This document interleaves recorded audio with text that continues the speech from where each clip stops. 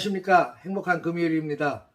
오늘도 주님과 동행하며 놀라운 승리를 맛보며 사시기를 주의 이름으로 축복하고, 무엇보다도 성령의 불타는 붉음 되시기를 주님의 이름으로 축원합니다. 언젠가 동영상 가운데 전도용으로 만들어진 짤막한 동영상인데, 어린 곰이 표범에 쫓기는 동영상을 본 적이 있습니다. 넓은 들판인데 그 연약한 어린 곰이 커다란 표범에 의해서 이리저리 쫓기죠. 사투를 벌이고 있습니다. 이리 도망가고 저리 도망가고, 막 뒤에서는 표범이 쫓아오고 있죠. 그러다가 군의지책으로 발견한 곳이 그 계곡 위쪽에 이렇게 기다랗게 뉘어있는 나무였습니다. 그 나무 위로 쏜살같이 도망갑니다. 그런데 표범이 나무를 얼마나 잘 탑니까? 나무 위로 가서 계속 쫓아가죠. 그 끝쪽에 간당간당 매달리던 어린 곰이 결국 나무가지가 부러져서 밑에 계곡물로 이렇게 풍덩 빠지게 됩니다. 이 계곡물에 빠진 어린 곰이 흘러가는 걸 보고 표범이 쏜살같이 밑에 계곡 밑으로 내려갑니다. 그리고 밑에 쪽에 징검다리처럼 이렇게 놓여있는 그 돌 위에서 어린 곰이 떠내려오기만을 기다리고 있죠. 점점 표범과 가까이 오는데 굉장히 긴장감이 넘치죠. 이 어린 곰은 살기 위해서 막 몸부림치고, 이 표범은 이 어린 곰을 잡으려고 그렇게 애를 쓰고 있는데, 결국 가까이 표범 앞에 다가온 어린 곰이 막 이제 마지막 발악으로 소리를 콱 지릅니다. 근데 갑자기 표범이 놀래가지고 도망을 가기 시작해요. 근데 참 멋있는 장면 하나가 나옵니다. 그 과정 속에서 장면이 확대가 되면서 그 어린 곰 뒤에 커다란 엄마 곰이 일어서 가지고 포효하고 있는 모습이 보여집니다. 그것을 보고 기겁해서 이 표범이 도망을 간 거죠. 저는 이 장면을 보면서 우리 뒤에 계신 주님의 은혜를 깨닫게 됩니다.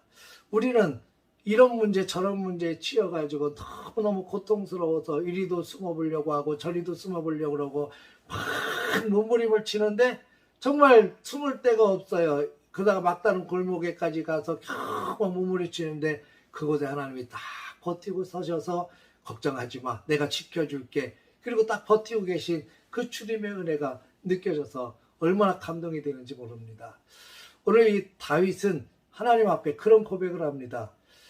우리 위해서 든든히 보호하신 하나님을 고백하는데, 군대가 나를 대적하여 진칠지라도, 전쟁이 일어난 나를 치려할지라도 나는 여전히 태연하렵니다. 어떻게 전쟁이 일어나서 나를 치려하고, 어떻게 군대가 대적해서 나에게 침치며 다가오는데 어떻게 태어날 수 있겠습니까? 태어나다는 말은 아무렇지도 않다는 거 아닙니까? 다리 뻗고 푹 잔다는 거 아니겠어요? 전혀 걱정되지 않는다는 거 아니겠습니까? 어떻게 그럴까요? 다윗에게 하나님은 능력이 되심을 다윗은 잘 알고 있기 때문입니다. 언제나 다윗 곁에서 든든히 지켜주시고 보호하셨던 그 하나님, 누구를 무서워하리요? 당당하게 선포하고 있는 다윗을 보게 됩니다. 하나님의 능력을 믿기 때문이겠죠. 여러분, 문제가 생기게 되면 대부분 많은 사람들이 호들갑을 떨게 됩니다. 우왕좌왕하는 거죠. 어떻게 하면 좋지? 어떻게 해야 되지? 이 문제를 어떻게 해야 되지? 문제 때문에 호들갑을 떨 때 하나님께서는 제발 좀 호들갑을 떨지 말라고 호통치고 있는 것입니다.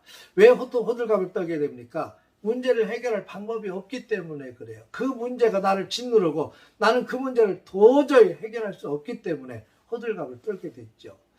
출애굽기를 읽어보면 이스라엘 백성들이 430년 동안 애굽에서 종살이 하다가 하나님의 은혜로 건짐을 받습니다. 모세를 통해서 10가지 재앙이 쏟아지게 하셨고, 그리고 마지막 10번째 재앙이 끝난 후에 바로가 이스라엘 백성들을 풀어주죠.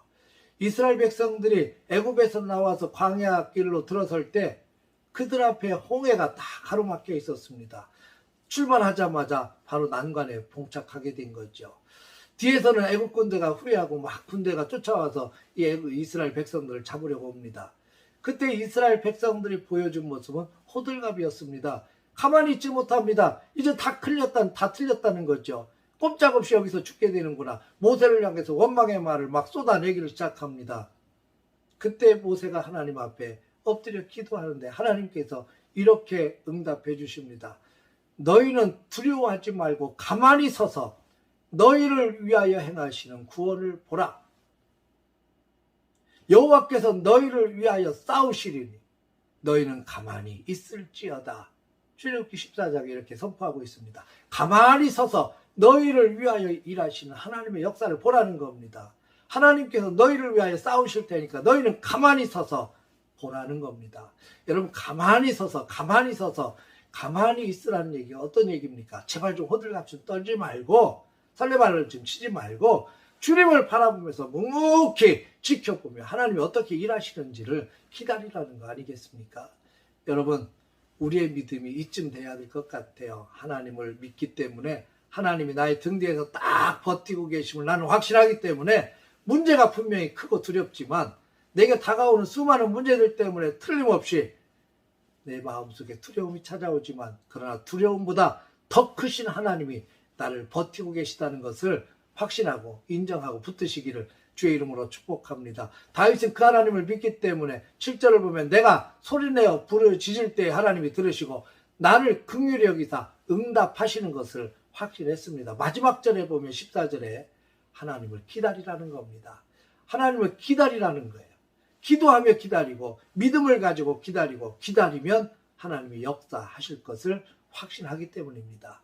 사랑하는 성도 여러분, 오늘 하루 행복한 날 되어지길 바랍니다. 주님이 주신 날인데 혹시라도 내가 원하지 않았지만 어떤 문제가 내 앞에 펼쳐진다 해도 군대가 진치는 것 같이 정말 대적이 나를 공격해 들어오는 것 같이 힘든 상황이 온다 해도 우리 태연한 믿음을 가지고 하나님이 계시니까 하나님이 나를 도와주실 것을 믿으니까 그 주님 앞에 부르짖고 주님을 붙들고 매달리고 그리고 주님 은혜 속에서 당당하게 믿음으로 이겨내는 우리 모두 되시길 바랍니다.